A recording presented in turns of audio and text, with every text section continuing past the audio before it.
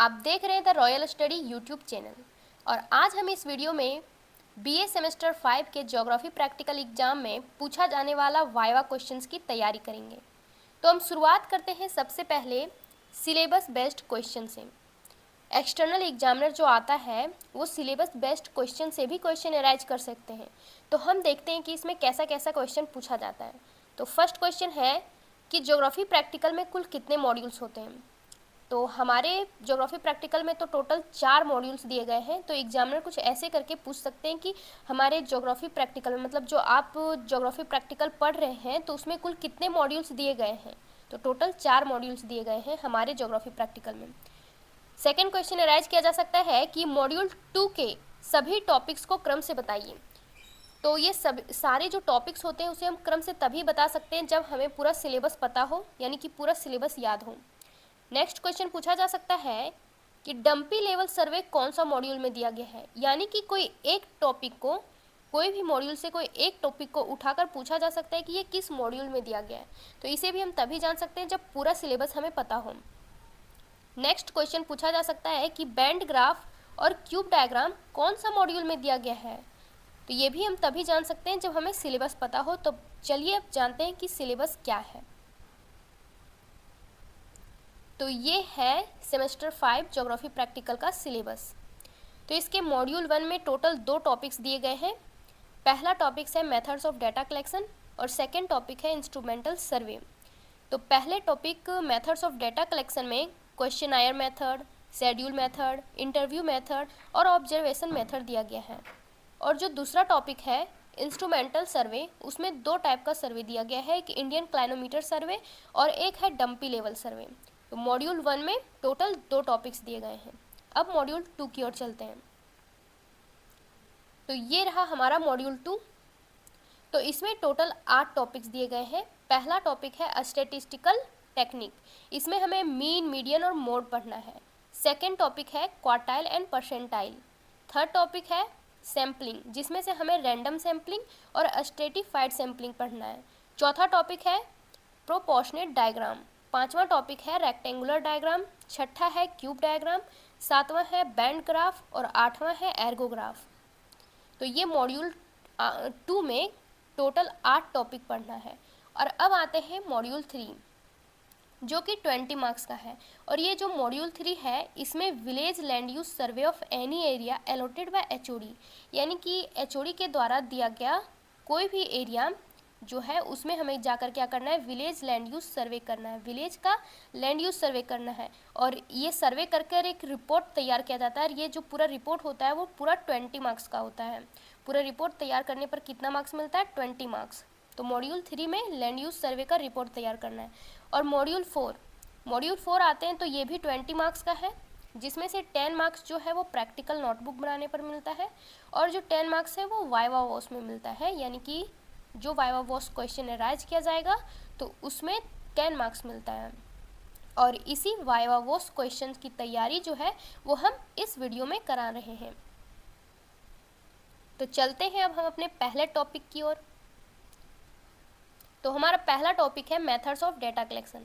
तो इसमें सबसे पहले पूछा जा सकता है कि डेटा क्या है, व्हाट इज़ डेटा।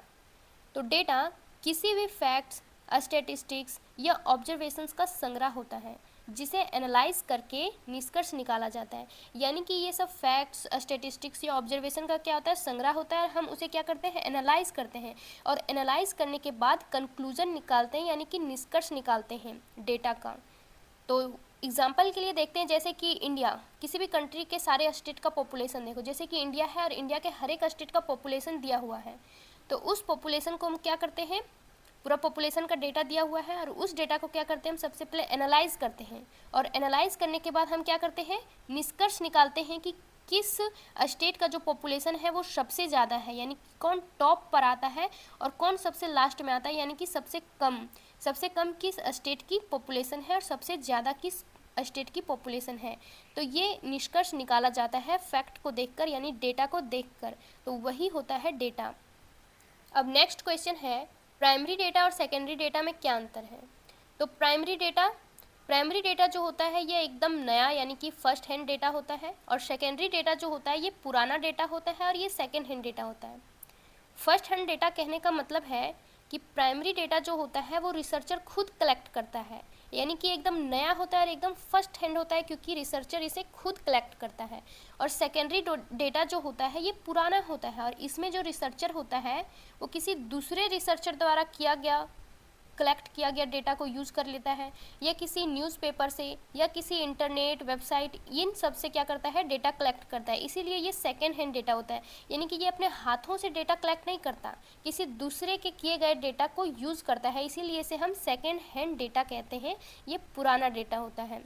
अब प्राइमरी डेटा में देखते हैं इसका संग्रहण कौन करता है, तो इसे रिसर्चर या स्टूडेंट खुद कलेक्ट करते हैं, इसीलिए इसे प्राइमरी डेटा बोला जाता है। इसमें संग्रहण कौन करता है, तो इसे दूसरे स्रोतों से लिया जाता है। सेकेंडरी डेटा को क्या किया जाता है, दूसरे स्रोतों से लिया जाता है, यानी ये पहले से संग्रहित होता है। प्राइमरी डेटा का एग्जाम्पल देखते हैं, जैसे कि आप अपनी क्लास के बच्चों से खुद पूछकर उनका रोल नंबर अगर नोट करते हैं तो ये क्या हुआ, प्राइमरी डेटा। और सेकेंडरी डेटा का एग्जाम्पल हो गया, अगर आप स्कूल के रजिस्टर या कंप्यूटर डेटाबेस से बच्चों का रोल नंबर देखते हैं तो ये हमारा सेकेंडरी डेटा हो गया, यानी कि हम खुद जाकर उनसे नहीं पूछकर क्या किए, किसी चीज़ से हेल्प लेकर हम उसका रोल नंबर जानते हैं। जैसे कि हम रजिस्टर देखकर जानते हैं या कंप्यूटर देखकर पता करते हैं कि उन बच्चों का रोल नंबर क्या है, तो ये हमारा सेकेंडरी डेटा हो गया। अब देखते हैं कि प्राइमरी डेटा का सोर्स क्या है, तो सेल्फ ऑब्जर्वेशन, यानी कि खुद अवलोकन करके हम पता करते हैं। इंटरव्यू और क्वेश्चन आयर, इंटरव्यू यानी कि पूछ कर प्राइमरी डेटा कलेक्ट किया जाता है। क्वेश्चन आयर यानी कि प्रश्नों की एक सूची दे दी जाती है और उन सूची को ये रिसर्चर जो होता है वो रिस्पोंडेंट को भरने के लिए बोलता है। तो इस प्रकार क्या किया जाता है, प्राइमरी डेटा कलेक्ट किया जाता है। अब देखते हैं कि सेकेंडरी डेटा का स्रोत क्या होता है, इसका सोर्स क्या है, तो census of India, internet, social media, पुरानी किताबें और सरकारी रिकॉर्ड्स, ये सारे जो है वो सेकेंडरी डेटा के सोर्सेस हैं। अब हमारा नेक्स्ट क्वेश्चन है, क्वेश्चन आयर मेथड और शेड्यूल मेथड में क्या अंतर है। तो क्वेश्चन आयर, इसमें प्रश्नों की सूची जो होती है वो उत्तरदाता को दे दिया जाता है और वह खुद पढ़कर अपने हाथ से भरता है, तो इस मेथड को हम लोग क्वेश्चन आयर मेथड कहते हैं। यानी कि इसमें जो रिसर्चर होता है वो रिस्पोंडेंट को क्या करता है, प्रश्नों की सूची बनाकर देता है और उसे भरने के लिए कहता है। तो इसमें रिस्पोंडेंट जो होता है उस प्रश्न की सूची को क्या करता है, भरता है और उसे भरकर वापस रिसर्चर को देता है। तो इस प्रकार जो रिसर्चर डाटा कलेक्ट करता है उसे हम लोग क्वेश्चन आयर मेथड कहते हैं, उस विधि को। और शेड्यूल मेथड में क्या होता है, इसमें जो रिसर्चर होता है वो प्रश्नों की सूची अपने हाथ में रखता है और सामने वाले से सवाल पूछकर खुद भरता है।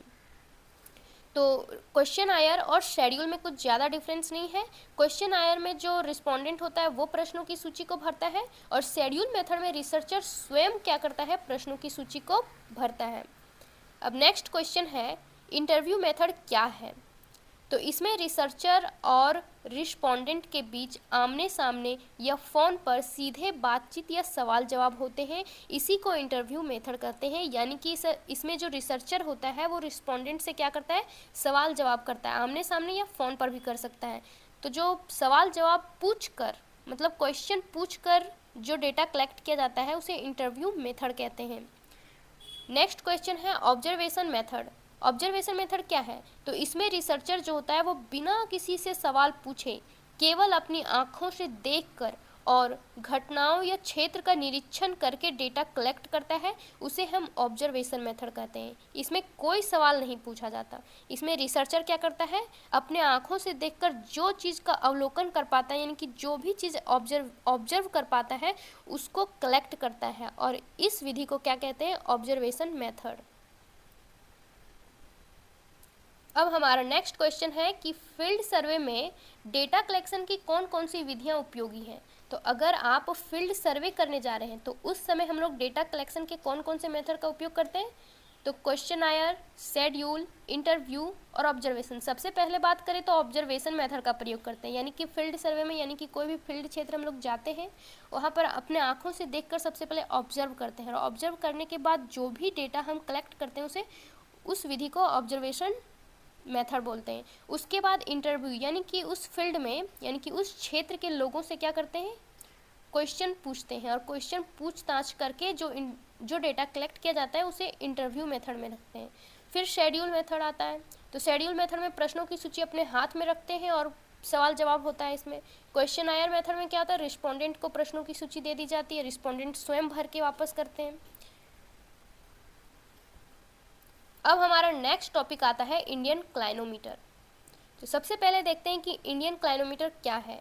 तो इंडियन क्लाइनोमीटर एक सर्वेक्षण उपकरण है जिसका उपयोग मुख्यतः किसी वस्तु की ऊंचाई या ढाल का कोण ज्ञात करने के लिए किया जाता है। तो इसका उपयोग क्यों किया जाता है, तो किसी भी वस्तु की ऊंचाई यानी कि किसी भी ऑब्जेक्ट का हाइट या ढाल का कोण ज्ञात करने के लिए किया जाता है। ऊंचाई का कोण या ढाल का कोण ज्ञात करने के लिए किया जाता है। इसका अन्य नाम क्या है, तो टेंजेंट क्लाइनोमीटर, यानी कि इंडियन क्लाइनोमीटर को हम टेंजेंट क्लाइनोमीटर भी कह सकते हैं। और ये जो इंडियन क्लाइनोमीटर का जो निर्माण है इसे सर्वे ऑफ इंडिया करता है। सर्वे ऑफ इंडिया जो है वो इंडियन क्लाइनोमीटर का निर्माण करता है, इसीलिए इस इंस्ट्रूमेंट को इंडियन क्लाइनोमीटर के नाम से जाना जाता है। अब नेक्स्ट क्वेश्चन है, इंडियन क्लाइनोमीटर का उपयोग किसके लिए किया जाता है। तो इसका जो मुख्य उपयोग है वो किसी ऊंचे स्थान या वस्तु जैसे कि पहाड़ी, पेड़ या इमारत की चोटी की कोणीय ऊंचाई यानी कि एंगल ऑफ एलिवेशन और धरातल की ढाल यानी कि स्लोप मापने के लिए किया जाता है। तो इसका उपयोग किया जाता है किसका, इंडियन क्लाइनोमीटर का। तो कैसे करते हैं, जैसे कि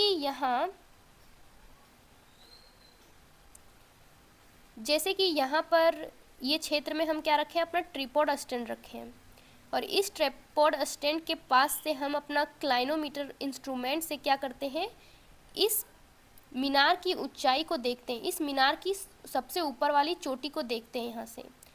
तो यहाँ से जो देखने का एंगल जो बनता है, ये वाला जो एंगल बनता है इसे हम कहते हैं एंगल ऑफ एलिवेशन, या इसे हम उन्नयन कोण के नाम से भी जानते हैं। क्या, उन्नयन कोण के नाम से भी जानते हैं।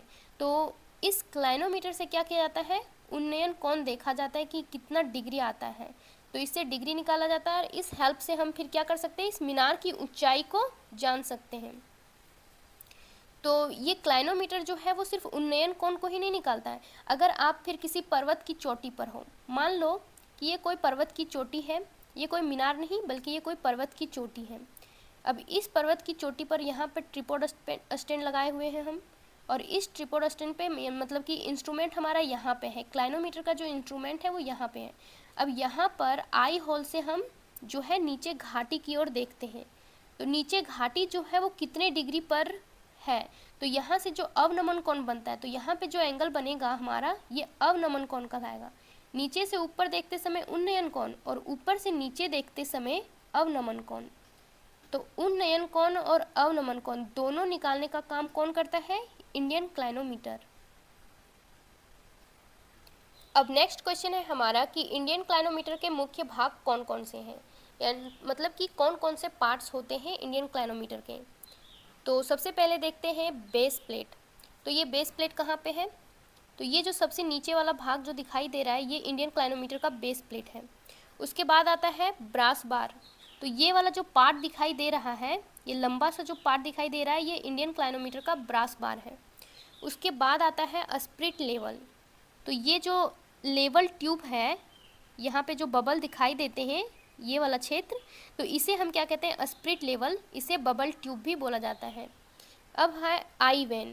तो ये वाला जो पार्ट है ये आई वेन कहलाता है और ये वाला पार्ट जो है ये ऑब्जेक्ट वेन कहलाता है। ये ऑब्जेक्ट वेन और ये आई वेन। तो ऑब्जेक्ट वेन हो गया, आई वेन हो गया। अब आता है ग्रेजुएटेड स्केल। तो ग्रेजुएटेड स्केल्स कहाँ पे दिया गया है, तो ये जो स्केल बना हुआ है यहाँ पे ये हमारा ग्रेजुएटेड स्केल है। तो ये इस स्केल्स में दो तरीके का यहाँ पर स्केल दिया गया है, एक डिग्री स्केल है और एक टेंजेंट स्केल है। तो देखते हैं हम इसे।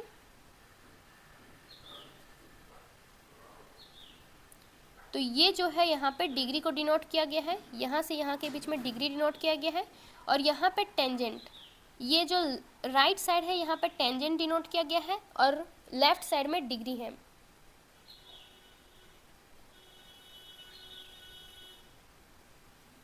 अब नेक्स्ट पार्ट है इसका स्लाइडिंग फ्रेम या एडजस्ट नट। तो ये जो है हमारा ये वाला पार्ट ये स्लाइडिंग फ्रेम है और ये जो नट लगा हुआ है यहाँ पर ये एडजस्ट नट है। अब उसके बाद आता है लेवलिंग स्क्रू। तो ये वाला जो दिख रहा है ये हमारा लेवलिंग स्क्रू है, ये लेवलिंग स्क्रू है। तो क्लाइनोमीटर के इन सारे बॉडी पार्ट्स को याद रखना बहुत ज़रूरी है, क्योंकि ये वाइवा वॉस में भी पूछा जा सकता है क्वेश्चन, और ये प्रैक्टिकल एग्जाम में भी पूछा जा सकता है कि इंडियन क्लाइनोमीटर के मुख्य बॉडी पार्ट्स को बताएं। तो ये बहुत इंपॉर्टेंट क्वेश्चन है कि इंडियन क्लाइनोमीटर के मुख्य पार्ट्स कौन कौन से हैं। अब नेक्स्ट क्वेश्चन की ओर बढ़ते हैं हम। नेक्स्ट क्वेश्चन है हमारा, टेंजेंट क्या होता है। तो टेंजेंट को हिंदी में स्पर्शज्या कहा जाता है, जिसे हम शॉर्ट में टेन लिखते हैं, और इसका सीधा मतलब यह है कि धरातल की दूरी के अनुपात में सामने वाली वस्तु कितनी ऊंची है। जैसे कि यहाँ पे देखते हैं, धरातल की, ये क्या हो गई, धरातल का डिस्टेंस, और ये यहाँ पे कोई ऑब्जेक्ट है, ठीक। अब इस ऑब्जेक्ट की जो ऊंचाई है, और यहाँ पे हमारा इंस्ट्रूमेंट लगा हुआ है, यहाँ पे ट्रिपॉड स्टैंड के ऊपर यहाँ पे क्लाइनोमीटर लगा हुआ है, और क्लाइनोमीटर के आई होल से हम क्या करते हैं, इस ऑब्जेक्ट की हाइट को हम, यानी कि इस ऑब्जेक्ट की चोटी को देखने का काम कर रहे हैं। तो ये जो टेंजेंट का मतलब सीधा जो होता है वो यहाँ से यहाँ के बीच की दूरी, यानी कि धरातल की दूरी, कहाँ से, आई होल से लेकर के, मतलब इंस्ट्रूमेंट एरिया से लेकर के यहाँ पर ऑब्जेक्ट के बिल्कुल नीचे के पास, तो यहाँ से यहाँ तक ऑब्जेक्ट के नीचे, तो यहाँ से यहाँ धरातल का डिस्टेंस कितना है वो, और ऑब्जेक्ट की हाइट कितनी है वो, तो उन दोनों के अनुपात को बताने वाला काम कौन करता है, टेंजेंट। और टेंजेंट का फॉर्मूला क्या होता है, तो टेंजेंट का फॉर्मूला होता है height of object by distance of surface, मतलब ऑब्जेक्ट की ऊंचाई बटे धरातल की दूरी। अब नेक्स्ट क्वेश्चन है हमारा, क्लाइनोमीटर से ऑब्जेक्ट की हाइट निकालने का फॉर्मूला क्या है, यानी हम क्लाइनोमीटर के हेल्प से किसी भी ऑब्जेक्ट की ऊंचाई कैसे निकालते हैं, तो इसका एक फॉर्मूला है, और वो फॉर्मूला क्या है, तो टोटल हाइट निकालने के लिए हमें क्या करना पड़ता है, हॉरिजॉन्टल डिस्टेंस, यानी कि वही, यानी कि जहाँ पे ट्रिपॉड स्टैंड में जो हमारा इंस्ट्रूमेंट लगा हुआ है वो, यानी कि इस क्षेत्र से ऑब्जेक्ट के पास की दूरी, यहाँ से यहाँ का जो हॉरिजॉन्टल डिस्टेंस है वो, और इंटू टेन थीटा प्लस में हाइट ऑफ आई होल, यानी इसे हम बोल सकते हैं ऑब्जर्वेशन एरिया की हाइट। तो यानी कि आई होल से हम क्या करते हैं, यहाँ पे देखते हैं, तो आई होल तो हमारा यहाँ है, और यहाँ से यहाँ, तो ये हमारा क्या बन जाता है, ये वाला जो लाइन बन जाता है वो आधार बन जाता है। तो ये वाला लाइन और ये वाला जो लाइन हो गया ये तो भी छूट जाता है, तो ये छूट जाता है, इसीलिए हम क्या करते हैं, इस ऑब्जर्वेशन एरिया की हाइट को क्या करते हैं, ऐड करते हैं, क्योंकि आई होल हमारा यहाँ से शुरू हो रहा है, तो इसीलिए, तो आई होल से देखने के बाद तो हमारा इतना दूर का जो एरिया है, इतना दूर का एरिया वो तो निकल जाता है, लेकिन नीचे का जो हाइट है वो नहीं निकलता, इसीलिए हम बाद में क्या करते हैं, वो ऑब्जर्वेशन एरिया यानी कि आई होल के हाइट को बाद में ऐड कर देते हैं। तो इसीलिए इसका फॉर्मूला जो होता है वो क्या होता है, horizontal distance into tan theta plus height of eye hole, इसका टोटल हाइट निकालने का ये फॉर्मूला है, किसके हेल्प से, क्लाइनोमीटर के हेल्प से। अब नेक्स्ट है हमारा कुछ इम्पॉर्टेंट फैक्ट्स, जैसे कि क्लाइनोमीटर पर अधिक से अधिक 22 डिग्री और कम से कम 20 मिनट तक का उन्नयन या अवनमन कोण पढ़ा जा सकता है। ये पूछा जा सकता है कि कितने से कितने डिग्री वाला स्केल तो आप लोग देखे थे अभी ग्रेजुएटेड स्केल्स में, तो ग्रेजुएटेड स्केल्स में जो डिग्री वाला स्केल है तो अधिकतम से अधिकतम क्लाइनोमीटर में कितना जाता है, हाईएस्ट, तो वो 22 डिग्री जाता है, और सबसे न्यूनतम जो है वो 20 मिनट तक जाता है। और जो टेंजेंट वाला क्षेत्र था, मतलब कि टेंजेंट वाला एरिया में सबसे हाईएस्ट टेंजेंट कितना है, तो सबसे अधिक से अधिक 0.4 है, और सबसे कम से कम 0.005 पढ़ा जा सकता है टेंजेंट को क्लाइनोमीटर में। इंडियन क्लाइनोमीटर में टेंजेंट वैल्यू जो है वो सबसे अधिक से अधिक 0.4 और सबसे कम 0.005 पढ़ा जा सकता है। तो ये जो दो फैक्ट्स है ये पूछा जा सकता है कि हमारे इंडियन क्लाइनोमीटर में सबसे अधिक कितना उन्नयन या अवनमन कोण पढ़ा जा सकता है, यानी कि कितना डिग्री हाईएस्ट है, हाईएस्ट कितना डिग्री तक पढ़ा जा सकता है और कितना कम पढ़ा जा सकता है, यानी न्यूनतम और अधिकतम डेटा पूछा जाएगा। फॉर एग्जाम्पल के लिए आप यहाँ पे देख सकते हैं, ये है हमारा क्लाइनोमीटर, और ये क्लाइनोमीटर का ये डिग्री वाला क्षेत्र है और ये टेंजेंट एरिया है, और यहाँ पे 20 है और उसके बाद ये 21 है और इसके बाद यहाँ 22, मतलब 22 डिग्री 22 डिग्री जो है सबसे हाईएस्ट डिग्री है, तो क्लाइनोमीटर में सबसे अधिक से अधिक 22 डिग्री को पढ़ा जा सकता है। अब नेक्स्ट इंपॉर्टेंट टॉपिक है हमारा डंपी लेवल। सबसे पहले जानते हैं कि डंपी लेवल क्या होता है। तो यह एक सर्वेक्षण यंत्र है, यानी कि सर्वेइंग इंस्ट्रूमेंट है, जिसमें एक शक्तिशाली दूरबीन यानी कि टेलीस्कोप और एक बबल ट्यूब लगी होती है, और इसका जो उपयोग है वो धरातल की ऊंचाइयों और नीचाइयों को स्पष्ट रूप से देखने और मापने के लिए किया जाता है। तो डंपी लेवल क्या है? तो यह एक सर्वेक्षण यंत्र है, यानी सर्वेइंग इंस्ट्रूमेंट है, जिसमें एक शक्तिशाली दूरबीन और बबल ट्यूब लगी होती है, और इसका उपयोग धरातल की ऊंचाइयों और नीचाइयों को स्पष्ट रूप से देखने और मापने के लिए किया जाता है। नेक्स्ट क्वेश्चन है हमारा, डंपी लेवल का मुख्य उपयोग क्या है? तो इसका मुख्य उपयोग है दो स्थानों के बीच ऊंचाई का अंतर निकालने के लिए इसका उपयोग किया जाता है। नेक्स्ट, धरातल को लेवलिंग करने में इसका उपयोग किया जाता है। नेक्स्ट, किसी क्षेत्र का कंटूर मैप तैयार करने के लिए डंपी लेवल का उपयोग किया जाता है। तो किन किन कामों के लिए डंपी लेवल का उपयोग किया जाता है? पहला है दो स्थानों के बीच की ऊंचाई में अंतर निकालने के लिए।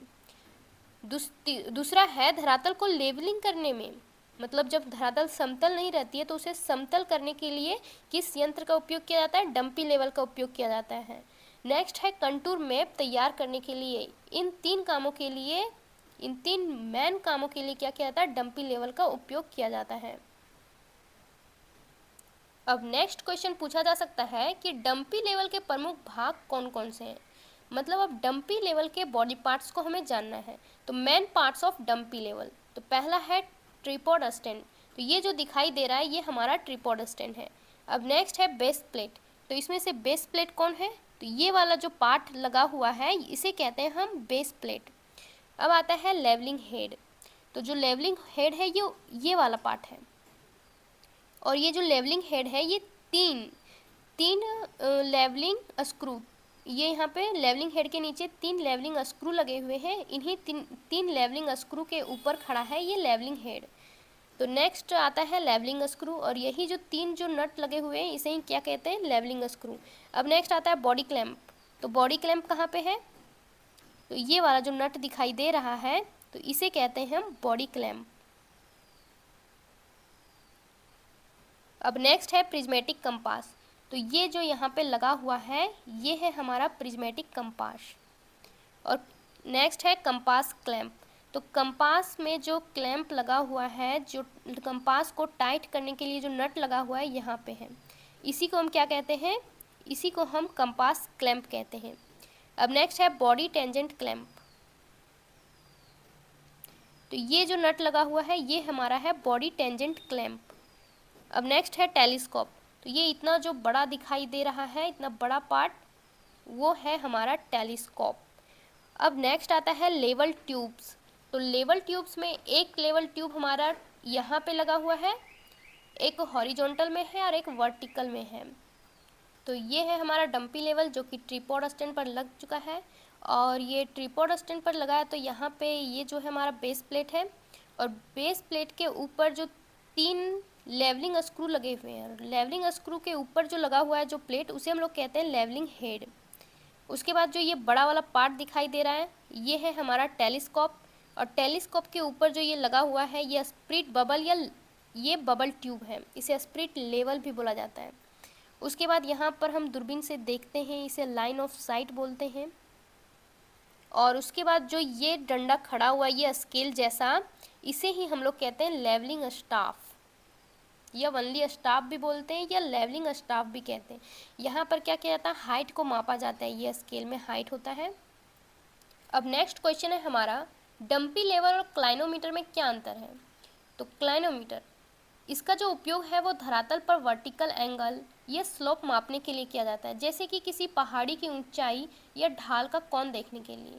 इसका सीधा मतलब है कि उन्नयन कोण, जैसे कि यहाँ पर हम देख रहे हैं ये कोई ऑब्जेक्ट है, तो इस ऑब्जेक्ट की चोटी को देखते हैं तो यहाँ पे जो उन्नयन कोण हमारा बनता है, तो उन्नयन कोण को निकालने के लिए हम क्लाइनोमीटर का प्रयोग करते हैं। प्लस जब हम इस चोटी पे जब खड़े होते हैं और नीचे की ओर देखते हैं तो जो अवनमन कोण बनता है, तो इस एंगल को निकालने के लिए हम क्या करते हैं? क्लाइनोमीटर को प्रयोग करते हैं। और डंपी लेवल का उपयोग क्यों किया? तो इसका उपयोग जो है वो धरातल पर बिल्कुल सीधी या क्षैतिज रेखा यानी हॉरिजॉन्टल लाइन ऑफ साइट के संदर्भ में दो जगहों के बीच की ऊंचाई का अंतर या लेवलिंग मापने के लिए किया जाता है। जैसे कि कोई धरातल ऐसे करके ऐसे है, तो एक बार हम क्या करते हैं, यहाँ पे रखते हैं, यहाँ पे हमारा ट्रिपॉड स्टैंड लगेगा और यहाँ पे हमारा डंपी लेवल लगता है और एक लेवलिंग स्टाफ यहाँ पे लगा होता है और एक लेवलिंग स्टाफ यहाँ पे लगा होता है।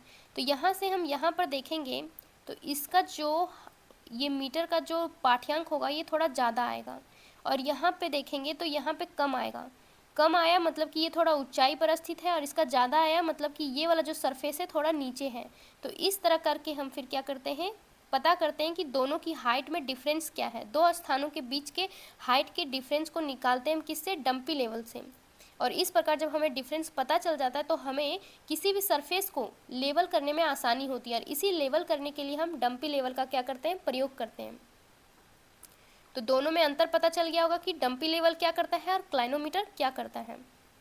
अब नेक्स्ट क्वेश्चन है हमारा स्टाफ रीडिंग। स्टाफ रीडिंग क्या होती है? तो डंपी लेवल के टेलीस्कोप से देखे जाने वाले ग्रेजुएशन स्केल यानी दूरी मापने वाले डंडे, ये क्या है हमारा, दूरी मापने वाला डंडा है। तो दूरी मापने वाले डंडे के पाठ्यांक को ही स्टाफ रीडिंग कहते हैं। जो वहाँ पर ये जो डिनोट किया गया है उसी को अगर हम पढ़ते हैं तो उसी को क्या कहते हैं, स्टाफ रीडिंग, यानी कि स्टाफ को रीडिंग करते हैं। जैसे कि आप यहाँ देख सकते हैं, यहाँ हम डंपी लेवल से क्या कर रहे हैं, स्टाफ की रीडिंग कर रहे हैं। मतलब यहाँ हमारा आई हॉल रहता है, मतलब यहाँ आई से हम क्या करते हैं, देखते हैं और देखने के बाद जो यहाँ पे लाइन ऑफ साइट बनता है, तो जहाँ पैरेलल, ये पैरेलल लाइन जहाँ पे मिलती है उतने ही हाइट क्या होती है, इस सरफेस एरिया की होती है। अब हमारा नेक्स्ट इंपॉर्टेंट टॉपिक आ जाता है मीन, मीडियन और मोड, जिसमें से पहला क्वेश्चन है हमारा मीन। मीन क्या है?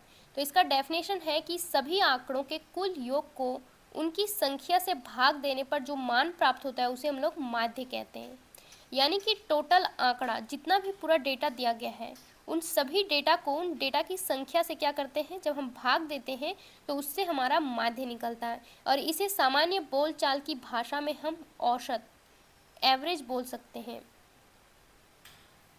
अब इसका अदर नेम क्या है, यानी मीन को और किस नाम से जाना जाता है? तो इसे हम अर्थमेटिक मीन यानी अंकगणितीय माध्य या अर्थमेटिक एवरेज यानी अंकगणितीय औसत भी कह सकते हैं, यानी अदर नेम है ये हमारा मीन का। तो हमारा नेक्स्ट क्वेश्चन है मीन का सामान्य फॉर्मूला क्या है? तो मीन का फॉर्मूला क्या होता है? तो मीन का फॉर्मूला है सिग्मा एक्स बाय एन, जहाँ पे एक्स पर जो बार है इसका मतलब होता है मीन और सिग्मा एक्स का मतलब क्या होता है, सभी पदों का योग, मतलब टोटल ऑब्जर्वेशंस का एडिशन, और एन का मतलब क्या होता है, पदों की कुल संख्या, यानी कि सभी ऑब्जर्वेशन का नंबर, यानी कि कितने ऑब्जर्वेशंस हैं। तो एन मतलब होता है पदों की कुल संख्या और सिग्मा एक्स मतलब होता है सभी पदों का योग और एक्स पर जो बार होता है उसका मतलब होता है माध्य। नेक्स्ट क्वेश्चन है हमारा मीडियन। मीडियन क्या है? तो इसका डेफिनेशन होता है जब आंकड़ों को असेंडिंग या डिसेंडिंग क्रम में व्यवस्थित किया जाता है तो बिल्कुल बीच में आने वाले मान माध्य का कहलाता है और जो यह होता है वो पूरे डेटा को दो बराबर भागों में विभाजित करता है और इसे हम एम से डिनोट करते हैं। अब नेक्स्ट क्वेश्चन है हमारा कि मीडियन का फॉर्मूला क्या है? तो मीडियन का फॉर्मूला क्या है? अब तो n+1/2 TH आइटम। मीडियन का फॉर्मूला क्या होता है? n+1/2 TH आइटम, मतलब n+1/2 TH आइटम। अब नेक्स्ट क्वेश्चन है हमारा बहुलक। बहुलक किसे कहते हैं, मतलब मोड किसे कहते हैं? तो दिए गए आंकड़ों में जो संख्या या जो मूल्य सबसे अधिक बार आता है या जिसकी फ्रीक्वेंसी सबसे ज़्यादा होती है उसे हम लोग बहुलक कहते हैं। यानी कि पूरा एक डेटा सेट दिया गया है, उस डेटा सेट में कौन सा नंबर जो है वो सबसे अधिक बार आ रहा है, यानी कि किस नंबर की फ्रीक्वेंसी सबसे ज़्यादा है, उसी नंबर को हम क्या कहते हैं, बहुलक कहते हैं। अब नेक्स्ट क्वेश्चन है हमारा मीन और मीडियन में क्या अंतर है? तो मीन सभी मानों का औसत होता है, जबकि मीडियन जो होता है वो किसी भी डेटा सीरीज का मिड वैल्यू होता है। मीन जो होता है उस पूरे डेटा सीरीज का औसत होता है, यानी एवरेज होता है, और मीडियन उस डेटा सीरीज का क्या होता है, मिड वैल्यू होता है, मिड पॉइंट होता है। अब नेक्स्ट इम्पॉर्टेंट टॉपिक है हमारा क्वार्टाइल एंड परसेंटाइल। तो इसमें से पहला क्वेश्चन है क्वार्टाइल क्या है। तो क्वार्टाइल किसी भी डेटा सेट को 4 बराबर भागों में बांटता है। क्वार्टाइल क्या करता है, किसी भी डेटा सेट को ये 4 बराबर भागों में बांटता है। जिस प्रकार मीडियन क्या करता था, किसी भी डेटा सेट को ये 2 बराबर भागों में बांटता है। मीडियन किसी भी डेटा सेट को 2 बराबर भागों में बांटता है, और ये क्वार्टाइल जो है वो किसी भी डेटा सेट को 4 बराबर भागों में बांटता है। फॉर एग्जाम्पल के लिए, जैसे कि ये कोई हमारा डेटा सेट है और इसे कितने भागों में, कितने बराबर भागों में बांटा गया है, तो 4 बराबर भागों में। ये पहला है, ये दूसरा, तीसरा और चौथा, ये 4 बराबर भागों में बांटा गया है। तो इसमें क्वार्टाइल में नंबर ऑफ डिवीजन कितने होते हैं, 4, और नंबर ऑफ पार्टीशन कितने होते हैं, 3। ये हमेशा याद रखना। नंबर ऑफ पार्टीशन मतलब कि 4 बराबर भागों में बांटने के लिए कितना पार्टीशन किया गया है, 3। तो ये है पहला, दूसरा और तीसरा, ये 3 पार्टीशन किए गए हैं 4 बराबर भागों में बांटने के लिए, जिसे क्वार्टाइल 1, क्वार्टाइल 2, क्वार्टाइल 3 के नाम से जाना जाता है। अब नेक्स्ट क्वेश्चन है हमारा, क्वार्टाइल 1, 2 और 3 क्या दर्शाते हैं।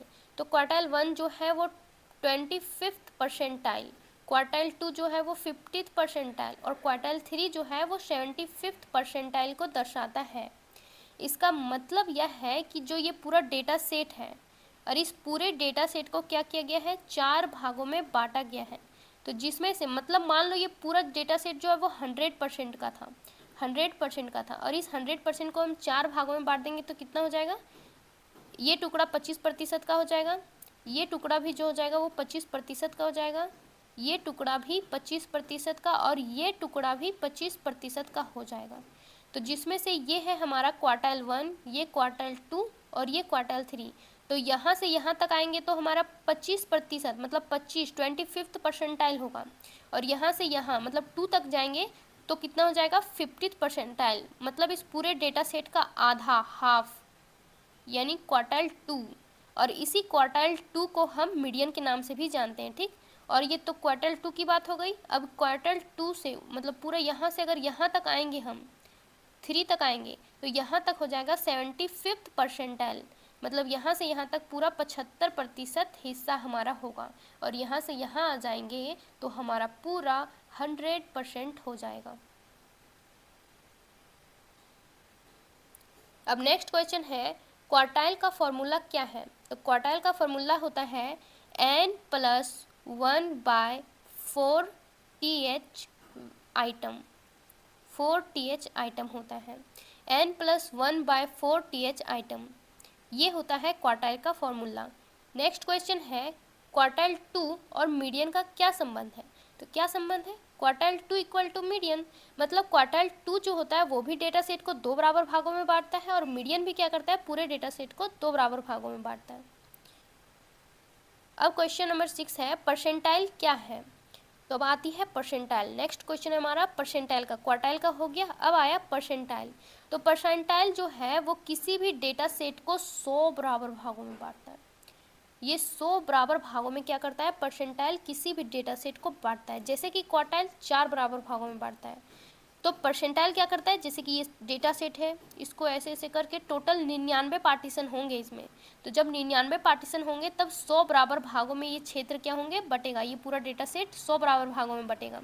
तो इसीलिए परसेंटाइल में नंबर ऑफ डिवीजन कितना होता है, 100, मतलब 100 बराबर भाग तो बट जाते हैं, और इन 100 बराबर भागों को बांटने के लिए जो नंबर ऑफ पार्टीशन होता है वो कितना होता है, तो 99 जो होता है वो नंबर ऑफ पार्टीशन होते हैं। अब नेक्स्ट टॉपिक है हमारा सैम्पलिंग, जिसमें से हमें रैंडम सैम्पलिंग और स्ट्रेटिफाइड सैम्पलिंग को विशेष रूप से पढ़ना है। तो इसमें पहला क्वेश्चन पूछा जा सकता है कि सैम्पलिंग क्या है। तो जब पूरी आबादी मतलब पूरा पॉपुलेशन का अध्ययन करना असंभव हो, तो ऐसी स्थिति में पूरे पॉपुलेशन को रिप्रेजेंट करने वाले एक छोटे हिस्से यानी सैंपल को चुनकर अध्ययन करना सैम्पलिंग कहलाता है। सैम्पलिंग किसे कहते हैं, तो मतलब जब पूरी आबादी यानी पॉपुलेशन को अध्ययन करना असंभव हो, तो ऐसी स्थिति में पूरे पॉपुलेशन को रिप्रेजेंट करने वाले किसी छोटे हिस्से यानी सैंपल को चुनकर अध्ययन करना सैम्पलिंग कहलाता है। फॉर एग्जांपल के लिए आप यहाँ पे देख सकते हो, ये है हमारा पूरा पॉपुलेशन। अब इस पूरे पॉपुलेशन का अध्ययन करना थोड़ा मुश्किल लग रहा है, तो इस पूरे पॉपुलेशन को अध्ययन करने के लिए हम क्या करते हैं, इसका एक छोटा सा हिस्सा यानी कि सैंपल के रूप में हम क्या करते हैं, ले लेते हैं। इस पूरे आबादी को क्या करते हैं, इस पूरे पॉपुलेशन का एक छोटा सा हिस्सा लेते हैं हम सैंपल के रूप में, और फिर क्या करते हैं, इस सैंपल का स्टडी करते हैं, और इसका स्टडी करके हम इस पूरे पॉपुलेशन के लिए निष्कर्ष निकालेंगे। तो इसे ही क्या कहा जाता है, सैम्पलिंग। इसी प्रक्रिया को हम सैम्पलिंग कहते हैं। तो नेक्स्ट क्वेश्चन है हमारा यादृच्छिक, जिसे हिंदी में रैंडम को ही हिंदी में यादृच्छिक बोला जाता है, यानी रैंडम सैम्पलिंग और अस्त्रित यानी स्ट्रेटिफाइड सैम्पलिंग। तो इन दोनों में क्या अंतर है, मतलब रैंडम सैम्पलिंग और स्ट्रेटिफाइड सैम्पलिंग में क्या अंतर है। तो रैंडम सैम्पलिंग जो होता है, इसमें लॉटरी की तरह किसी को भी सैंपल के लिए चूज किया जा सकता है। जैसे जिस प्रकार हम लोग लॉटरी खेलते हैं ना, और कोई भी चीट को एकदम अचानक उठा लेते हैं, मतलब उसमें एकदम लॉटरी के जैसा होता है, कुछ भी चूज कर सकते हैं उसमें। और तो उसी प्रकार यहाँ पे क्या किया जाता है, पूरे होल पॉपुलेशन में, पूरे इंटायर पॉपुलेशन में क्या किया जाता है, सैंपल के लिए रैंडमली किसी को भी चूज कर लिया जाता है, और किसी को भी चूज करके उसे सैंपल बना लिया जाता है। तो रैंडम सैम्पलिंग में यही होता है। लेकिन स्ट्रेटिफाइड सैम्पलिंग में क्या होता है, आबादी को पहले यानी पॉपुलेशन को पहले उनकी विशेषताओं के आधार पर अलग अलग ग्रुप्स में हम लोग क्या करते हैं, बांट लेते हैं, और फिर हम लोग क्या करते हैं, सैंपल तैयार करते हैं। मतलब स्ट्रेटिफाइड सैम्पलिंग में हम लोग क्या करते हैं, पूरे होल पॉपुलेशन को, पूरे इंटायर पॉपुलेशन को अलग अलग विशेषताओं के आधार पर उसे अलग अलग ग्रुप्स में बांटते हैं, और उन अलग अलग ग्रुप्स से फिर क्या करते हैं, हम रैंडमली चूज करते हैं और उसे सैंपल बनाते हैं। जैसे कि आप यहाँ पे देख सकते हैं, ये हमारा है सिंपल रैंडम सैम्पलिंग। जैसे कि ये है हमारा पूरा पॉपुलेशन। अब इस पॉपुलेशन में जैसे कि यहाँ पे 1 2 3 4 5 से करके पूरा 15 तक दिया गया है। तो इसमें रैंडमली हम किसी को भी क्या करते हैं, जिस प्रकार लॉटरी खेलते समय कुछ भी चूज करते हैं ना, उसी प्रकार यहाँ रैंडमली हम कुछ भी चूज कर लेते हैं और उसे सैंपल बना लेते हैं। तो जैसे कि हम 2 उठा लिए, 5 उठा लिए, 9 उठा लिए, 13 को उठा लिए, फिर 14, इस प्रकार उठा करके हम क्या किए, सैंपल बना लिए इसे, और इस सैंपल का हम स्टडी करेंगे और इस पूरे होल पॉपुलेशन का क्या करेंगे, इसके लिए निष्कर्ष निकालेंगे। तो ये होता है हमारा सिंपल रैंडम सैम्पलिंग। तो जैसे कि यहाँ पर मान लो कि यहाँ पर 10 स्टूडेंट हैं, और इसमें से हम किसी 4 स्टूडेंट को क्या करते हैं, रैंडमली सैंपल के लिए चूज कर लेते हैं। तो ये जो 10 है, इसे हम बड़ा n से डिनोट करते हैं, और सैंपल को हम क्या करते हैं, छोटा n से डिनोट करते हैं। तो बड़ा n इक्वल टू 10, यानी कि ये टोटल पॉपुलेशन साइज को क्या करता है, डिनोट किया जाता है बड़ा n से, और सैंपल साइज को छोटा n से डिनोट किया जाता है। तो ये भी पूछा जा सकता है कि जो पॉपुलेशन साइज होता है उसको डिनोट करने के लिए क्या प्रयोग किया जाता है, तो बड़ा n। पॉपुलेशन साइज को बड़ा n से और सैंपल साइज को छोटा n से डिनोट किया जाता है। ये है हमारा स्ट्रेटिफाइड सैम्पलिंग। और आप लोग को पता ही है कि स्ट्रेटिफाइड सैम्पलिंग मतलब क्या होता है। इसका मतलब होता है कि पूरे होल पॉपुलेशन को, पूरे इंटायर पॉपुलेशन को उसकी विशेषता के आधार पर क्या किया जाता है, पहले अलग अलग ग्रुप्स में बांटा जाता है।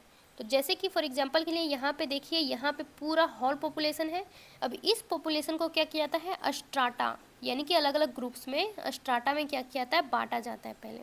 तो ये पूरा इंटायर पॉपुलेशन यहाँ पे दिया गया है। अब कुछ विशेषता को देखकर यहाँ पे हम क्या करते हैं, पॉपुलेशन को अलग अलग स्ट्राटा में क्या करते हैं, बांटते हैं। जैसे कि फॉर एग्जांपल के लिए यहाँ पर कलर के हिसाब से ही देख लीजिए, इस कलर को और इस डिफरेंट कलर को हम डिफरेंट स्ट्राटा में इसे क्या करते हैं, बांट लेते हैं। उसके बाद जब हम स्ट्राटा में इसे क्या करते हैं, बांट लेते हैं, तब जाकर हम रैंडमली किसी को भी क्या करते हैं, सेलेक्ट करते हैं। तो यहाँ पर हमारा ये रैंडम सेलेक्शन हुआ। अब इस रैंडम सेलेक्शन से भी कुछ सैंपल को हम क्या करते हैं, चुनते हैं, और उस सैंपल के हिसाब से फिर हम पूरे इंटायर पॉपुलेशन का क्या करते हैं, स्टडी करते हैं। तो ये होता है हमारा स्ट्रेटिफाइड सैम्पलिंग। मतलब स्ट्रेटिफाइड सैम्पलिंग में हम किसी को रैंडमली नहीं उठा लेते, पहले हम उसकी विशेषता के आधार पर अलग अलग स्ट्राटा में उसे डिवाइड करते हैं, उसके बाद फिर हम रैंडमली सेलेक्ट करते हैं, और उसके बाद सैंपल को चुन करके हम उस पूरे एंटायर पॉपुलेशन का स्टडी करते हैं। तो ये होता है हमारा स्ट्रेटिफाइड सैम्पलिंग। अगर सैम्पलिंग का मेथड्स को देखा जाए, सैम्पलिंग के मेथड्स को देखा जाए तो इसे 2 भागों में बांटा गया है। एक प्रोबेबिलिटी सैम्पलिंग होता है और एक नॉन प्रोबेबिलिटी सैम्पलिंग होता है। प्रोबेबिलिटी सैम्पलिंग मतलब होता है, तो प्रोबेबिलिटी सैम्पलिंग में होता यह है कि इसमें पूरे इंटायर पॉपुलेशन में किसी भी व्यक्ति को चूज करने की जो संभावना होती है, जो प्रोबेबिलिटी होती है, वो सबकी बराबर होती है, यानी कि किसी को भी चूज किया जा सकता है बिना कोई नियम कानून का। तो सबकी संभावना जो होती है वो सेम होती है, तो इसे हम प्रोबेबिलिटी सैम्पलिंग कहते हैं। और इसके अंतर्गत चार सैम्पलिंग मेथड है, तो जिसमें से पहला है सिंपल रैंडम सैम्पलिंग, दूसरा है सिस्टेमैटिक सैम्पलिंग, तीसरा है स्ट्रेटिफाइड सैम्पलिंग और चौथा है क्लस्टर सैम्पलिंग। उसी प्रकार यहाँ पर आता है नन प्रोबेबिलिटी सैम्पलिंग। तो नन प्रोबेबिलिटी सैम्पलिंग में क्या होता है, इसमें जो रिसर्चर होता है वो अपनी सुविधा के अनुसार, अपनी इंटरेस्ट के अनुसार और अपने अनुभव के अनुसार किसी भी व्यक्ति को चुनता है और सैंपल बनाता है। तो सुविधा के अनुसार जो बनाया जाता है तो ये कन्वेनियंस, फिर उसके बाद आता है कोटा, फिर जजमेंट सैम्पलिंग, फिर स्नोबॉल सैम्पलिंग। तो इस प्रकार सैम्पलिंग के जो होते हैं वो 2 मेथड्स होते हैं, पहला प्रोबेबिलिटी सैम्पलिंग, दूसरा नन प्रोबेबिलिटी सैम्पलिंग। अब प्रोबेबिलिटी सैम्पलिंग को भी 4 भागों में बांटा गया है। पहला है सिंपल रैंडम सैम्पलिंग, दूसरा सिस्टेमैटिक सैम्पलिंग, तीसरा स्ट्रेटिफाइड सैम्पलिंग, चौथा क्लस्टर सैम्पलिंग। और फिर दूसरा नन प्रोबेबिलिटी सैम्पलिंग आता है, इसको भी 4 भागों में बांटा गया है। पहला आता है कन्वेनियंस सैम्पलिंग, दूसरा कोटा सैम्पलिंग, तीसरा जजमेंट सैम्पलिंग और चौथा स्नोबॉल सैम्पलिंग। तो इस प्रकार क्या किया है, पूरा सैम्पलिंग मेथड्स को 2 मेजर पार्ट्स में बांटा गया है। और इस मेथड से हम क्या करते हैं, पूरे होल पॉपुलेशन को, पूरे इंटायर पॉपुलेशन का स्टडी करते हैं इन विधि के द्वारा। तो अब हम एक एक करके इसका मतलब समझाते हैं कि सबका मतलब क्या होता है। तो सिंपल रैंडम, तो पता है कि रैंडमली हम किसी को भी चूज करके क्या करते हैं, सैंपल तैयार कर लेते हैं, तो इसे हम सिंपल रैंडम सैम्पलिंग बोलते हैं। अब ये सिस्टेमैटिक सैम्पलिंग में क्या होता है, तो इसमें एक नियमानुसार क्या किया जाता है, लोगों को चूज किया जाता है। जैसे कि पूरा हॉल पॉपुलेशन है जिसमें से प्रत्येक 10वां व्यक्ति को चुना जाता है। तो पूरे, जैसे कि पूरा डेटा सीरीज है, अब पूरे डेटा सीरीज में प्रत्येक 10वां वाला डेटा को क्या करते हैं, हम चुनते हैं और उसको चुन करके सैंपल तैयार करते हैं। तो उसी प्रकार यहाँ पे क्या किया जाता है, पूरे इंटायर पॉपुलेशन में एक नियम के अनुसार जब सैंपल को चूज किया जाता है तो उसे हम क्या कहते हैं, सिस्टेमैटिक सैम्पलिंग। अब आता है स्ट्रेटिफाइड सैम्पलिंग, तो इसे पता ही है, इसमें क्या किया जाता है, पूरे इंटायर पॉपुलेशन को उसकी विशेषता के आधार पर पहले स्ट्राटा में बांटा जाता है, फिर स्ट्राटा में बांट करके क्या किया जाता है, उसमें रेंडमली सेलेक्ट किया जाता है और फिर तब जाकर इसमें सैंपल तैयार किया जाता है, तो उसे हम स्ट्रेटिफाइड सैम्पलिंग कहते हैं। अब आता है क्लस्टर सैम्पलिंग। तो क्लस्टर सैम्पलिंग में क्या होता है, इसमें पूरे इंटायर पॉपुलेशन को अलग अलग ग्रुप्स में बांटा जाता है, अलग अलग ग्रुप्स में बांटा जाता है, यानी कि क्लस्टर किया जाता है, जमा किया जाता है, इकट्ठा किया जाता है, तब उसमें से जाकर फिर हम सैंपल को चूज करते हैं, तो उसे हम लोग कहते हैं क्लस्टर सैम्पलिंग। अब आता है हमारा नन प्रोबेबिलिटी में कन्वेनियंस सैम्पलिंग। तो कन्वेनियंस मतलब होता है सुविधा, तो इसका मतलब ही समझ में आता है कि इसमें क्या होता होगा। तो कन्वेनियंस में क्या होता है, रिसर्चर जो होता है अपनी सुविधा के अनुसार अपने आसपास के लोगों को क्या करता है, सैंपल चूज कर लेता है, तो इसी को हम कन्वेनियंस सैम्पलिंग कहते हैं। अब कोटा सैम्पलिंग, ये कोटा सैम्पलिंग क्या होता है, कोटा में क्या किया जाता है, एक निर्धारित किया जाता है, जैसे कि पूरा हॉल पॉपुलेशन है और इसमें एक रेंज निर्धारित किया जाता है। जैसे कि हम इस पॉपुलेशन में अगर देखेंगे तो 50 के पार वाले एज को ही क्या करेंगे, सैंपल मानेंगे। 50 के पार वाले एज, 50 पार, तो 50 पार वाले एज को एक कोटा में बांट दिया और इस हिसाब से इस पूरे पॉपुलेशन में क्या किया जाता है, स्टडी किया जाता है उस पॉपुलेशन का। तो इस प्रकार एक कोटा के आधार पर क्या किया जाता है, स्टडी किया जाता है पूरे पॉपुलेशन को, तो इस विधि को कहते हैं कोटा सैम्पलिंग। अब आता है जजमेंट सैम्पलिंग। तो जजमेंट सैम्पलिंग में क्या किया जाता है, रिसर्चर जो होता है अपने ज्ञान, अनुभव और कौशल के हिसाब से किसी भी व्यक्ति को चूज करता है और चूज करने के बाद उसे सैंपल बनाता है और उसका स्टडी करता है और फिर उस पूरे इंटायर पॉपुलेशन के लिए निष्कर्ष निकालता है। अब चौथा नंबर में आता है स्नोबॉल सैम्पलिंग।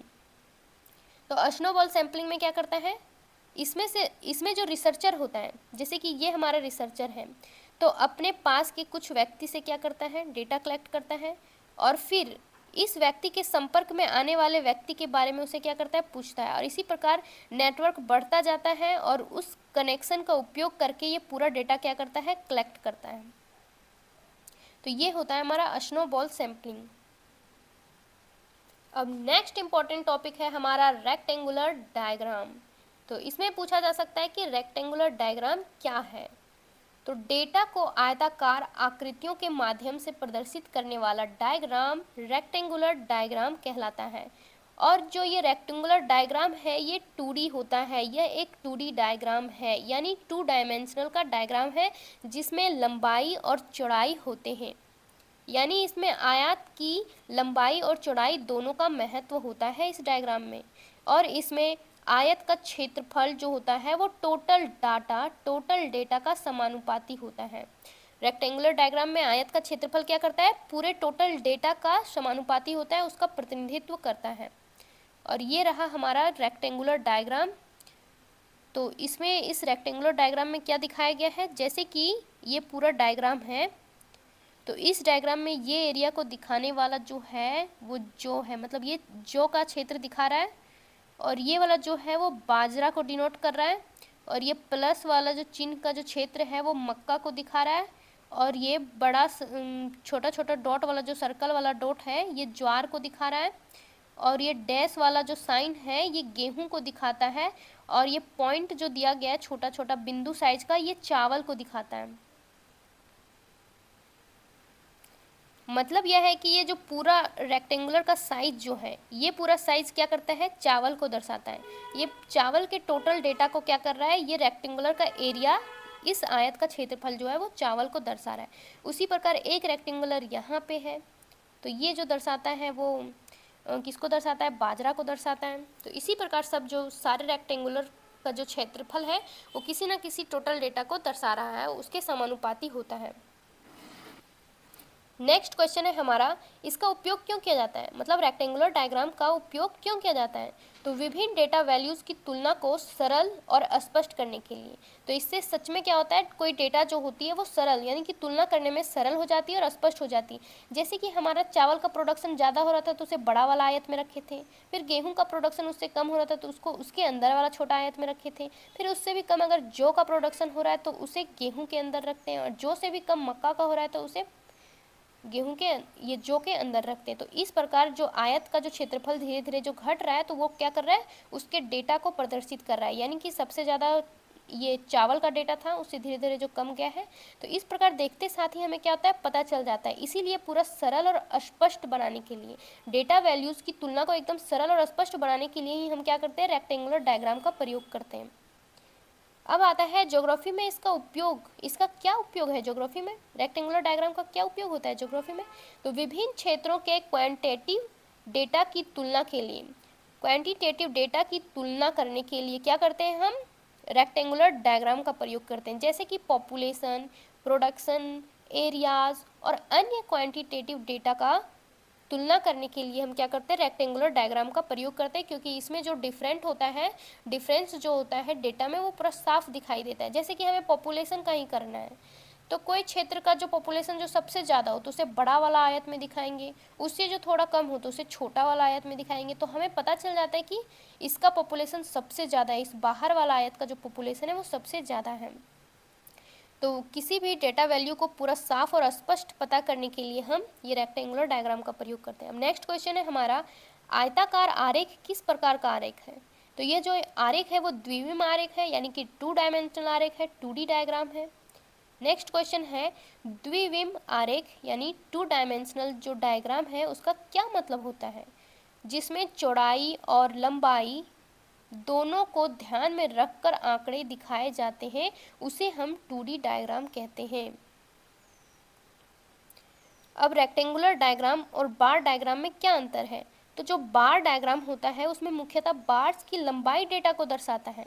बार डायग्राम में क्या होता है, ऐसे बार होते हैं और ये बार की लंबाई क्या करते हैं, डेटा को प्रदर्शित करते हैं। मतलब जितना ज़्यादा लंबा बार हो उतना ही डेटा को ये प्रदर्शित करता है। यहाँ पे डेटा डिनोट किया होता है और ये हर एक बार की लंबाई जो है वो डेटा को क्या करता है, प्रदर्शित करता है। लेकिन ये जो बार डायग्राम है वो इस प्रकार करता है, लेकिन रेक्टेंगुलर डायग्राम ऐसा नहीं है। रेक्टेंगुलर डायग्राम क्या करता है, जबकि रेक्टेंगुलर डायग्राम रेक्टेंगल के आकार यानी रेक्टेंगल का क्षेत्रफल, रेक्टेंगुलर डायग्राम में क्या होता है, रेक्टेंगल का क्षेत्रफल डेटा को प्रदर्शित करता है। अब नेक्स्ट इंपॉर्टेंट टॉपिक है हमारा क्यूब डायग्राम। तो इसमें पहला क्वेश्चन पूछा जा सकता है कि क्यूब डायग्राम क्या है। तो तो डाटा को घन के आकार के माध्यम से प्रदर्शित करने वाला डायग्राम क्यूब डायग्राम कहलाता है। रेक्टेंगुलर डायग्राम क्या था? डेटा को जब हम रेक्टेंगल के माध्यम से प्रदर्शित करते थे तो उसे हम लोग रेक्टेंगुलर डायग्राम बोले, और जब डेटा को हम क्यूब के माध्यम से प्रदर्शित कर रहे हैं तो उसे हम क्यूब डायग्राम कहेंगे। यह जो डायग्राम है वो 3D डायग्राम होता है। क्यूब डायग्राम क्या होता है? 3 डायमेंशनल का डायग्राम होता है। इसका उपयोग बड़े आंकड़ों को प्रदर्शित करने के लिए किया जाता है। जो बहुत बड़े बड़े आंकड़े होते हैं उसे प्रदर्शित करने के लिए हम क्यूब डायग्राम का प्रयोग करते हैं। इसमें घन का जो आयतन होता है, जो घन का वॉल्यूम होता है, वो टोटल वैल्यू के अनुपात में होता है। जिस प्रकार रेक्टेंगुलर डायग्राम में रेक्टेंगल का जो क्षेत्रफल होता था वो टोटल वैल्यू को क्या करता था? प्रदर्शित करता था। ठीक उसी तरह क्यूब डायग्राम में क्यूब का जो वॉल्यूम होता है वो टोटल वैल्यू को प्रदर्शित करता है, यानी कि टोटल वैल्यू के ही अनुपात में होता है। नेक्स्ट क्वेश्चन है कि घन आरेख किस प्रकार का आरेख है?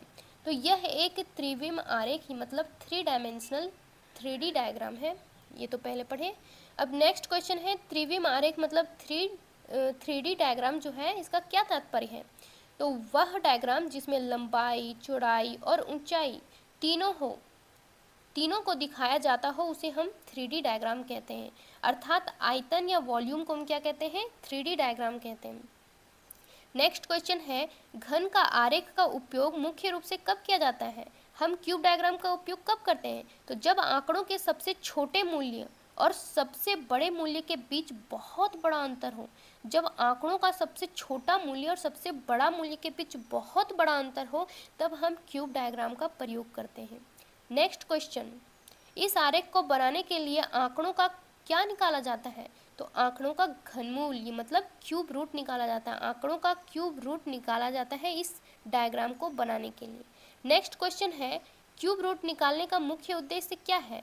तो बड़े आंकड़ों को छोटा करना। जैसे कि बहुत बड़ा आंकड़ा दिया गया है, उस आंकड़ा का तो प्रयोग नहीं कर सकते हम, मतलब कि उससे अगर हम डायग्राम बनाएंगे तो बहुत ही मुश्किल बनेगा और इम्पॉसिबल रहेगा। तो क्या करते हैं, उस बहुत बड़े आंकड़े का हम क्या करते हैं? क्यूब रूट निकाल लेते हैं। तो उतना बड़ा आंकड़ा जो होता है क्यूब रूट निकालने की वजह से एकदम छोटा हो जाता है, और फिर हम उस छोटे आंकड़े को क्या कर सकते हैं? कागज़ पर आसानी से एक घन के रूप में बना सकते हैं। इसी की वजह से हम उन आंकड़ों का क्या करते हैं? क्यूब रूट निकालते हैं। जैसे कि यहाँ पे आंकड़ा दिया गया है, यहाँ पे खनिज है, और ये खनिज का यहाँ पे क्या दिया गया है? संचित भंडार, और वो भी करोड़ टन में दिया गया है। करोड़ टन में यहाँ पर आंकड़ा दिया गया है, और इसी आंकड़े को हम छोटा करने के लिए क्या करते हैं? क्यूब रूट निकालते हैं, यानी कि घनमूल निकालते हैं, ताकि ये बड़ी से बड़ी आंकड़ा जो है वो छोटा हो जाए। तो और यहाँ पर जो आंकड़ों का जो डिफरेंस है वो बहुत ज़्यादा है। जैसे कि यहाँ पर 8 करोड़ टन है, वहीं सबसे ऊपर जाकर क्या हो जाता है? 8,577 करोड़ टन। तो ये आंकड़ा का कितना ज़्यादा डिफरेंस है। तो इसी डिफरेंस के लिए हम क्या करते हैं? क्यूब डायग्राम का प्रयोग करते हैं। और क्यूब डायग्राम का प्रयोग तभी ना किया जाता है जब आंकड़ों के बीच मतलब सबसे छोटी आंकड़ा और सबसे बड़ी आंकड़ा के बीच बहुत बड़ा गैप हो, तब हम क्या करते हैं? क्यूब डायग्राम का प्रयोग करते हैं। और क्यूब डायग्राम में क्या करते हैं? आंकड़ों का हम क्यूब रूट निकालते हैं। तो ये रहा हमारा क्यूब रूट। तो इन सारे आंकड़ों का ये क्या है? क्यूब रूट है। और इस क्यूब रूट के हेल्प से फिर हम क्या करते हैं? घन की भुजा निकालते हैं, और घन की भुजा निकालने के बाद हम फिर क्यूब बनाते हैं, और क्यूब बनाने के बाद उस डेटा को रिप्रेजेंट करते हैं, और उससे पता चलता है कि कौन सा डेटा सबसे ज़्यादा है, कौन सा डेटा कम। तो डेटा को फिर कौन रिप्रेजेंट करता है? क्यूब। नेक्स्ट क्वेश्चन है भूगोल में इसका उपयोग क्या दिखाने के लिए किया जाता है? मतलब क्यूब डायग्राम जो है वो उसका उपयोग भूगोल में क्या दिखाने के लिए किया जाता है? तो हम शहरों की बड़ी जनसंख्या मतलब शहरों की आबादी कितनी ज़्यादा होती है, तो शहरों की बड़ी बड़ी जनसंख्या को दिखाने के लिए हम क्यूब डायग्राम का प्रयोग करते हैं। खनिजों का कुल उत्पादन या बंदरगाहों से होने वाले व्यापार को दिखाने के लिए हम क्यूब डायग्राम का प्रयोग करते हैं। तो यही है हमारा भूगोल में इसका उपयोग, मतलब क्यूब डायग्राम का भूगोल में उपयोग है। अब नेक्स्ट इम्पॉर्टेंट टॉपिक आ जाता है हमारा बैंड ग्राफ। तो सबसे पहले इसमें पूछा जा सकता है बैंड ग्राफ क्या है? तो बैंड ग्राफ जो है वो एक रेखा ग्राफ है, मतलब एक लाइन ग्राफ है, जिसमें समय के साथ किसी आंकड़े के कुल योग और उनके अलग अलग कंपोनेंट्स को एक साथ प्रदर्शित किया जाता है। तो बैंड ग्राफ किसे कहते हैं? तो बैंड ग्राफ एक रेखा ग्राफ है जिसमें समय के साथ किसी आंकड़े के कुल योग और उनके अलग अलग कंपोनेंट्स को एक साथ प्रदर्शित किया जाता है, उसे हम बैंड ग्राफ कहते हैं। और फिर बैंड ग्राफ को और किस किस नाम से भी जाना जाता है, तो हम इसे कॉम्युलेटिव लाइन ग्राफ मतलब संचयी रेखा चित्र, component bar graph, compound line graph और बैंड ग्राफ मतलब पट्टिका आलेख, तो इन सभी नामों से हम क्या करते हैं, बैंड ग्राफ को जानते हैं। इतने सारे नाम हैं बैंड ग्राफ के। जैसे कि ये है हमारा बैंड ग्राफ, ये डायग्राम क्या है, बैंड ग्राफ है। और यहाँ पे ये जो हॉरिजॉन्टल लाइन है एक्स एक्सिस, यहाँ पर क्या दिया गया है, टाइम, यानी कि ये ईयर का अंतराल दिया गया है, साल का अंतराल दिया गया है, और इस साल में कितना एक्सपोर्ट हुआ है, एक्सपोर्ट वैल्यू को यहाँ पर दिखाया गया है। तो ये जो सबसे ऊपर वाला जो रेखा खींची गई है, ये टोटल वैल्यू को क्या करती है, दर्शाती है। ये टोटल वैल्यू है, और इस टोटल वैल्यू के अंदर जो सारा लाइन जो खींचा गया है, ये विभिन्न कंपोनेंट्स को दर्शा रहा है। अलग अलग कंपोनेंट्स को प्रदर्शित करने वाला लाइन खींचा गया है, जिसमें से ये जो पट्टी है वो किसको दर्शा रही है, ये कॉटन टेक्सटाइल को दर्शाती है। ये वाली जो पट्टी है वो टोबैको को दर्शा रही है, और ये वाली जो पट्टी है, ये वाली जो पट्टी है वो गुड्स को दर्शा रही है, लेदर्स गुड्स को, चमड़े के सामान को दर्शाती है। और ये वाला जो क्षेत्र है वो टी, चाय वाला एक्सपोर्ट वैल्यू को दर्शा रहा है, चाय के एक्सपोर्ट वैल्यू को दर्शाता है ये।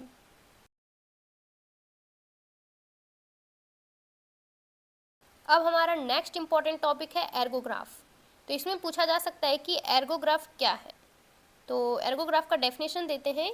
तो एर्गोग्राफ जो है वो आरेखी एवं आलेखी दोनों विधियों को मिला जुला कर बनाया गया एक विशेष प्रकार का आलेख है।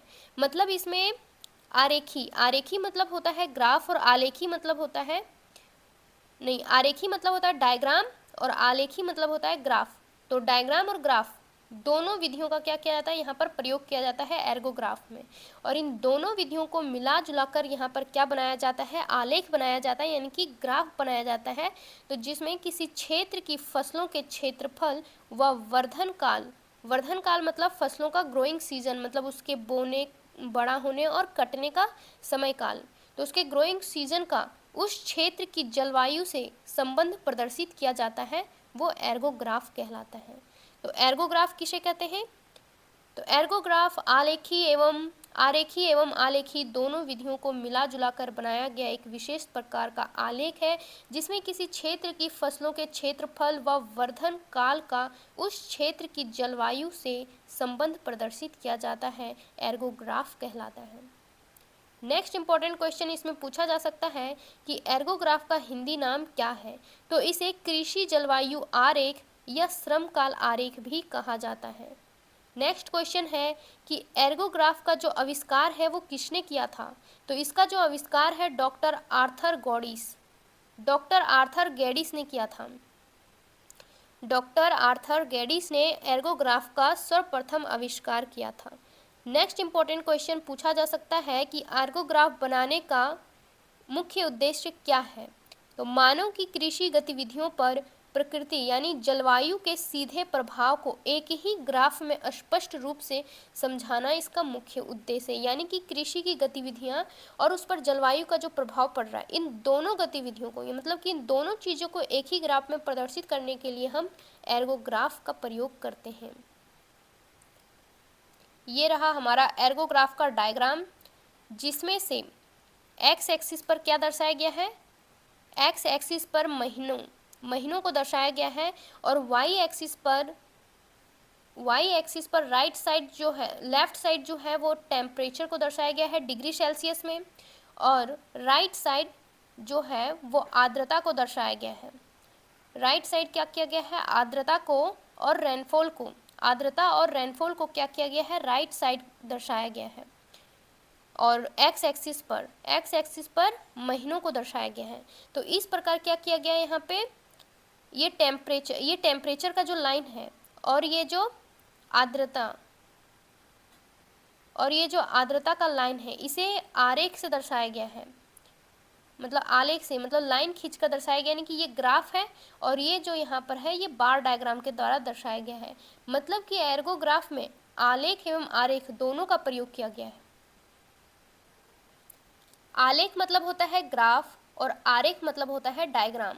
मतलब एर्गोग्राफ जो है वो एक आलेख है, एक आलेख है। और इस आलेख में क्या किया गया है, आरेख एवं आलेख दोनों का प्रयोग किया गया है, जिसमें से जो टेम्परेचर और फिर जो यहाँ पर दर्शाया गया ह्यूमिडिटी को, तो ये दोनों को जो दर्शाया गया है वो आलेख के द्वारा दर्शाया गया है। और रेनफॉल को बार डायग्राम यानी कि आलेख आरेख के द्वारा दर्शाया गया रेनफॉल को। और यहाँ पर जो राइस का क्षेत्र मतलब कि जो फसलों का जो आवर्धन काल है और फसलों का जो क्षेत्रफल है, इसे भी डायग्राम के द्वारा दर्शाया गया है, मतलब कि आरेख के द्वारा दर्शाया गया है। तो एर्गोग्राफ में इन दोनों विधियों का प्रयोग किया गया है और इन दोनों विधियों का प्रयोग करके बनाया गया जो डायग्राम, बनाया गया जो आरेख है, उसे ही हम क्या कहते हैं, एर्गोग्राफ।